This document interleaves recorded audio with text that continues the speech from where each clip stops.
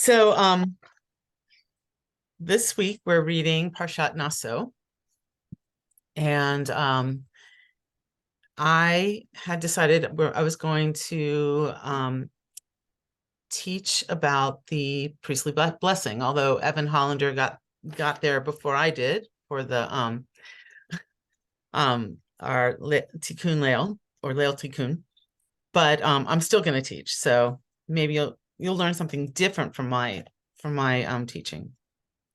So Parshat Noah, no, Naso, sorry. Ooh, it's not October yet. Has a number of things that happen in it. It's I'm going to just list them, but we're going to focus on the priestly blessing. Within it is the job description for priests. It concludes the census that started at the beginning of Bamidbar. It creates systems or rituals for people dealing with diseases. There's methods discussed for seeking forgiveness. There's a how-to for aspiring Nazarites, and instructions if you suspect your spouse, specifically a wife, of adultery. And then finally, the priestly blessing. So we're going to focus on chapter 6, verses 24 through 27. And the blessing, I'm just going to read it in Hebrew and in English. It goes like this. Yivarechecha Adonai v'yishmerecha. May the Eternal bless you and keep you. Ya'er Adonai panav elecha v'yichunecha. I'm sorry. May the Eternal deal kindly and graciously with you. Yisa Adonai panav elecha v'yasem lecha shalom. May the Eternal bestow divine favor upon you and grant you peace. V'samu et shmi al b'nei Yisrael v'ani avarchem. Thus shall my name be linked or connected with the B'nai Yisrael, the children of Israel, and I will bless them. And I found that that last verse, which is something that is not typically said on, at least typically in what I know, said during candlelighting, which is when I recite this, has the word si'u et shem, which is put the name. So I found that interesting. So I'm going to do a little historical or traditional background on this. This blessing is recited 2 times a day on a special, or once, depends on how you're practicing. Is recited 2 times a day on a special platform called a duchan. So recitation became known as duchanim.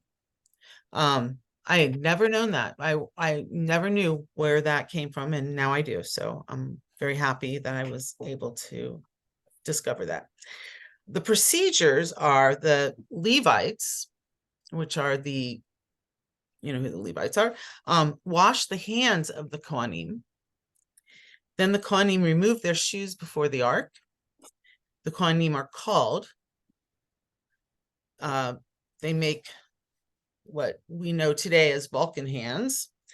And the leader calls out each word, and the Kohanim repeat.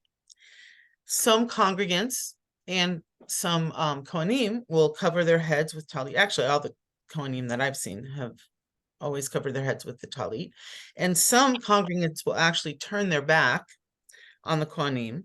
And I tried to figure out where this came from, and I learned that it's unsupported by any rabbinical source, but I did learn that there's a minhag because it's done to avoid gazing.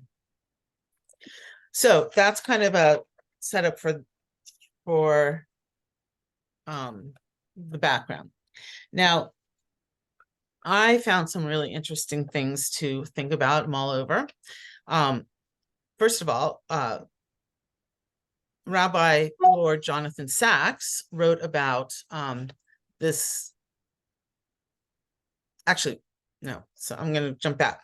The oldest surviving fragment of biblical literature, which is 70 or 27 centuries old, and dates back to the first temple era, built by King Solomon. Actually had this written on this old piece of biblical text. But it was not written in Hebrew. It was written in the ancient Semitic script. And that is considered the first alphabet known to humans. It is formulaic. It's 3, 5, 7 prime numbers, which for those who study numerology or, oh God, what's the Hebrew word for it? Gematria, would find interesting. I don't know that much about it. I just know that there are a lot of connections made. And the word that popped out at me is the word graciously or grace, because I have done a lot of trying to figure out what that is. In fact, one year when I was a resident at Albany Medical Center, I surveyed all the chaplains about what they think grace is, because I really had no way of, I could define it, but I wasn't sure what people meant by it, because I think it means something different to different people. So what is grace? That's a question I want you to think about, because I want to hear your suggestions. And I want to read something from Proverbs, which is from chapter 3, verses 3 through 6. And that's connected. The word grace is in it. Let kindness and truth not leave you. Bind them around your throat, inscribe them on the tablet of your heart. Then you will find grace and good intellect with the eyes of the Lord and of man, or people. So if you look in the dictionary, grace is defined as simple elegance, refinement of movement. I mean, ballet dancers are very graceful. Courteous, goodwill. It's used, those are nouns, and then it's used as a verb to do honor or credit to. So I'm trying to figure out how that fits in to being dealt graciously with. Christianity says that grace is the spontaneous, unmerited gift of the divine favor in the salvation of sinners and the divine intelligence, operating in individuals for their regeneration and sanctification. A little wordy, but so I'm going to open it up, and then I have some other stuff to bring up about this, but I would love to hear all of your definitions of grace. Jump in, someone. Anyone? All right. Yeah, I'll jump in. Well, dealing graciously, I think, means, that you're being treated well, that you'll be given, God will, if you're going to be dealt graciously with, it means you're going to be given respect. You're going to be, if you were talking about people and saying it was, like you might say somebody's a gracious host, right? It means they're generous with, their meal. They are very polite. They treat everybody with respect and kindness, and make them feel welcome and make them feel good. So that's what I think when it says deal graciously with, suppose if you're speaking of divine grace, you're speaking about somebody's being treated good fortune, or God's being forgiving or being considerate or giving them, treating them well, is what I would say. That's great. Anyone else want to jump in? Yeah, I will, because I've thought about it too. Not that I think I have an answer, but for me, it's always seemed to be, or has seemed to be, being granted an awareness of God's presence. And it can be merited, or it can just happen. Mm-hmm. So it's not Christian in that sense, because it can be merited as well. And I think the Proverbs quote that you read is leaning in the direction of the more you work toward devekut, the more likely you'll have that experience. But to me, that's what it is. It's the awareness of that presence with one. Abigail. I think of Hannah, who prayed wordlessly to have a son, and she prayed so fervently, and then she was granted a son, and then he became a priest. And then when you say you like something, you say motze chen be'enai, so it's basically it's found grace in my eyes. And I always link it with kadosh, holiness. And I think of it as a lightness of being, where, you know, when a ballerina is so graceful, it's effortless. And there's something about a weightlessness that's connected to God, because what is God? You know, it's just the ephemeral. Anyone else? I Yes. could share just one powerful experience I had with the word grace, which was about maybe a week or two after 9/11. Rabbi Ram Dass came to Yonkers and gave a talk, and of course it had been planned before 9/11, so lots of people came. Like, what is Ram Dass going to say about what just happened at the World Trade Center and the other places? And he had, it was his first public speaking appearance, or one of the first since his stroke. And I just remember he stood up in this auditorium, and he was speaking very few words, and he just looked at one hand and he said, 9/11. And he looked at the other hand and he said, grace. And then he looked at us and he just went like this, like, I don't know how. I mean, the message I got was that grace is,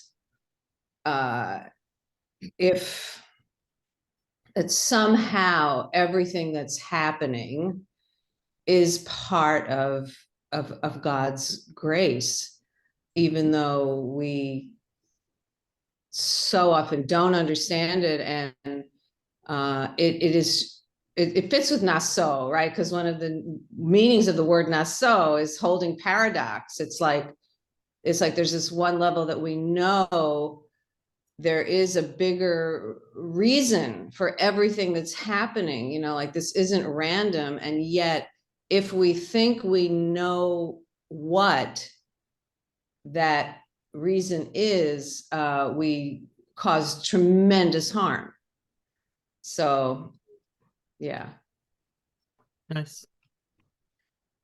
So it's 9:15. I do have a few other things to share with you, but we can end with this, unless you want me to add another 5 minutes. Yeah. Okay.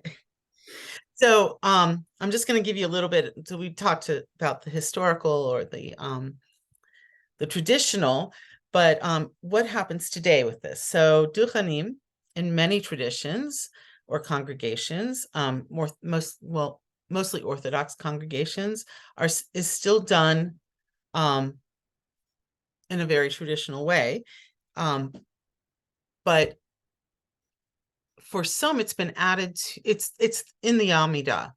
So in the congregation I grew up in, it was said when the Amidah was said out loud. And there were people that would they didn't call all the Kohanim up, but they would, the Kohanim would say this, and we would respond with, Ken Yehi Ratzon. But some don't. It has become a practice. I don't know when and I didn't delve too deeply into this, but I know that for many people, it's become the practice to say after candle lighting and to sort of give it as a blessing to your children.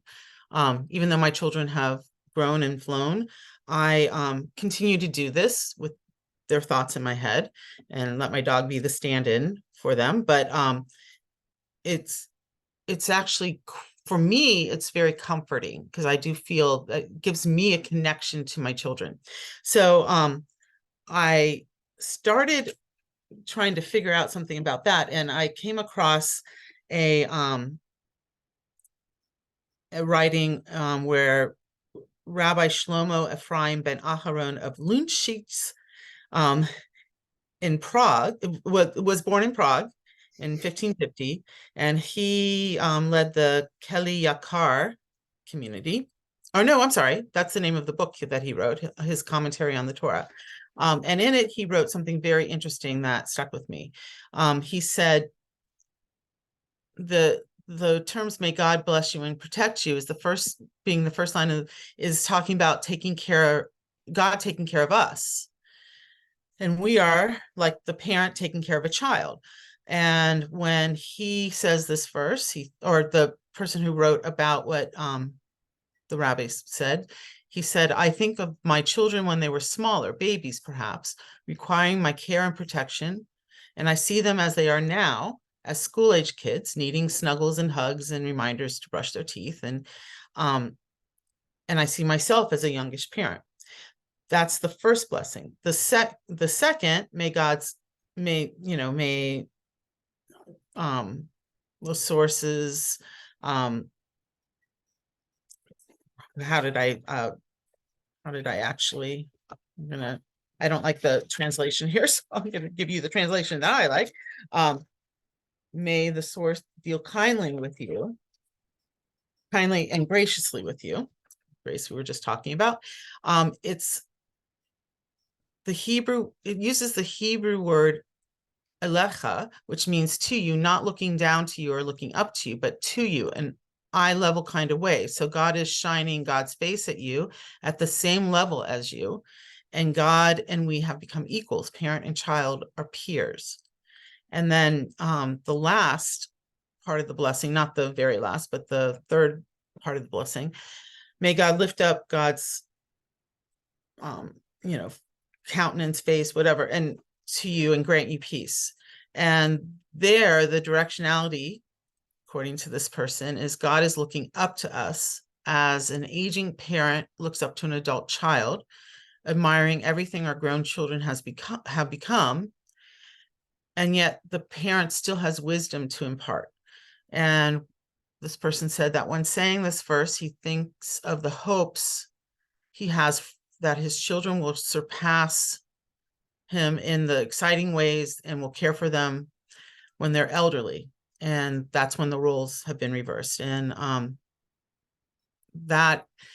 going to conclude with this. That is kind of what I see in my work every day. The loved ones who were the children and the younger generation, providing care to the older generation. That's one of the kind of pathways towards providing somebody a peace at the end of their life. So I wish you all well today. I hope you get outside.